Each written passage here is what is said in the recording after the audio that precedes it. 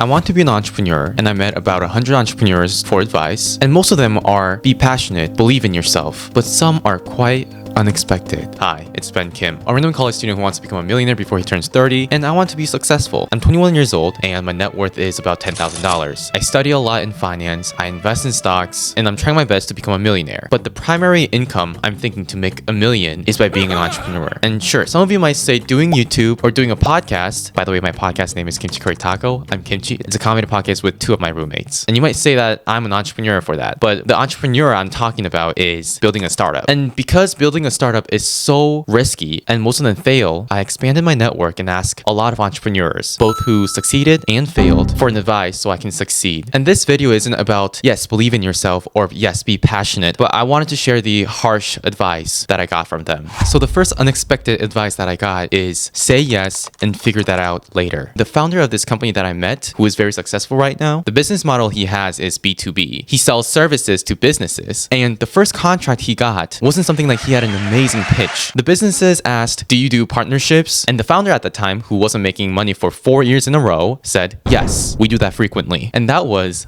a lie. But he landed his first contract because he said he was experienced with partnerships, even though he wasn't. And when I heard that for the first time, I was like, that's a lie. You just lied to a business. And in fact, he did. He said, fake it till you make it. See, one of the examples that he gave was he had a picture of him and his team. There were about 12 people there wearing a shirt that has his startup logo on it. And he said in that picture, it was just him and his coworker who knew what the company was about, but the rest of the 10 people didn't even know what it was about. And they just wore the t-shirt and just smiled. And he did that just so his startup looks big. From the advice that I got, I don't think this as let's lie. Lying is okay. No. But lying in a level where you can do it seems to be fine. And for those who might be thinking this is not a great advice, I agree. The thing is, say yes now and figure it out later is so risky. Like, let's say you didn't figure it out, then everything backfires and you're done, most likely. So you have to be really smart with this advice. The whole point of this advice is just a little exaggeration is sometimes fine. And the founder who said this is one of the most successful entrepreneurs I met, because the first 4 years after his startup launched, he made zero money. But on the 5th year, he made $500,000. On the 6th year, he made $500,000 something dollars. The 7th year, he made $1 million. And this year, he said $4 million. And when I first saw the graph, I was like, this is a projection, but like you can't just quadruple the money since last year. And he said, no, our business made $4 million year to date. And by the way, when I met him, it was January 20 something. So let's just say 25th. His business made $4 million in 1 month. And I'm like, what?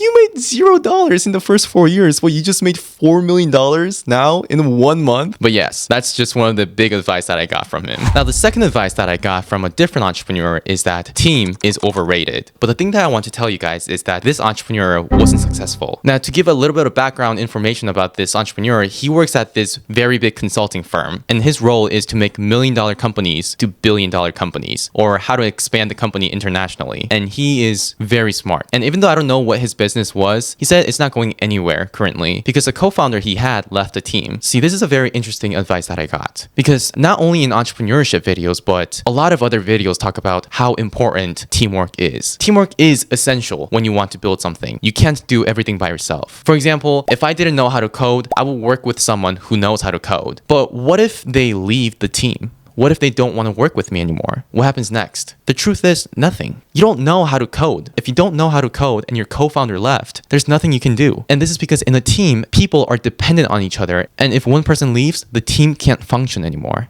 And this is an advice that I personally connect with. When it comes to entrepreneurship, I think of, I need to know everything. I don't need to know them perfectly, but I need to be capable of everything. I need to know how money works. I need to know taxes. I need to know how to code. I need to know how to talk to people. I need to know how to sell myself. I need to know almost everything. And because of that mindset, I started to learn how to code a year ago, and now I'm capable of coding even though I'm majoring in business. And some of the professors who saw my work are saying, this is above college level. And when I first started coding this app, I did the front end, I did the back end, I did cloud service, I did marketing, I did graphic design, I learned how to code the algorithm, I learned how to use machine learning, I learned how to do everything so I can be capable of running the startup without anyone. I do this because later if I do have a team, let's say I have a person who knows how to do marketing really well. If that person leaves, my company will be still running because I know how to market it. So from the meeting that I had, I really learned that teamwork is essential, but that doesn't give you a reason to not know everything. Now, the third advice that I got from another entrepreneur is that you should be willing to work 80 hours just so you don't work 40 hours a week as a 9 to 5 job. A lot of people know that building a startup is very hard, but not a lot of people know how hard it actually is. Recently, I see a lot of successful people in a really luxurious place. And when they work at this really big place and there's no one around them and they just have a computer and they just type something and they just make millions of dollars. And maybe for some of them, it's true. They might make millions of dollars by doing that. I mean, who wouldn't want to be an entrepreneur if you can just work 3 hours or 4 hours a day and make millions of dollars? But that's not really the case for everyone. If you don't want to work at a 9 to 5 job, if you don't want to work 40 hours a week, you need to be willing to work 80 hours a week, 90 hours a week, or if not 100 hours a week to build the startup you wanted. Now, moving on to the fourth advice that I got is that hire fast and fire faster. When it comes to building a startup or running a business, most likely you will have a team later. And I heard this advice from an entrepreneur who created a mobility company that is now worth millions of dollars. And what he said was, eventually, as our team progressed to grow big and we hire more people, sometimes we make mistakes and hire the wrong people. You need to know how to say,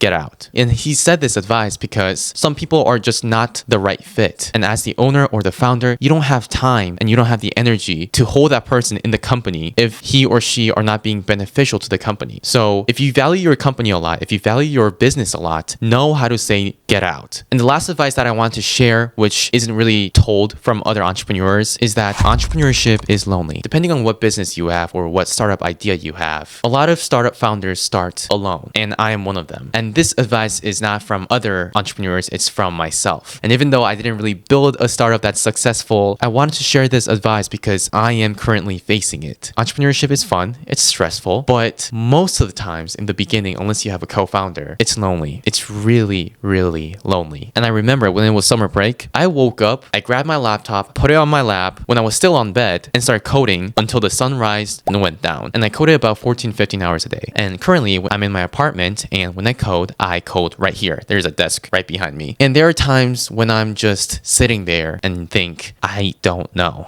I don't know if this is going to happen. I don't know if I can actually code this app because it's so hard. I don't know if it's going to even work in the first place because I spent so much time and energy on this, but what if it just doesn't work? And every time I think about that, there are people around me that says, you can do it, which I'm very thankful for, but I wanted a team. As a person who's doing everything by myself, it's just really lonely. And I don't know how much longer I have to be like this. On the good side, it's going somewhere, so I'm really excited for that. And so these are the 5 unexpected advice that I want to share with you guys. I hope you guys enjoyed the video, and I admit that not all advice that I said here are applicable to you. Some might be pretty bad, some might be pretty good, but it's all up to you. I just wanted to share that the path of entrepreneurship isn't the same for everyone. Whatever it is, I hope you guys enjoy the video, and if you have any questions, leave it in the comments, and I hope I see you again.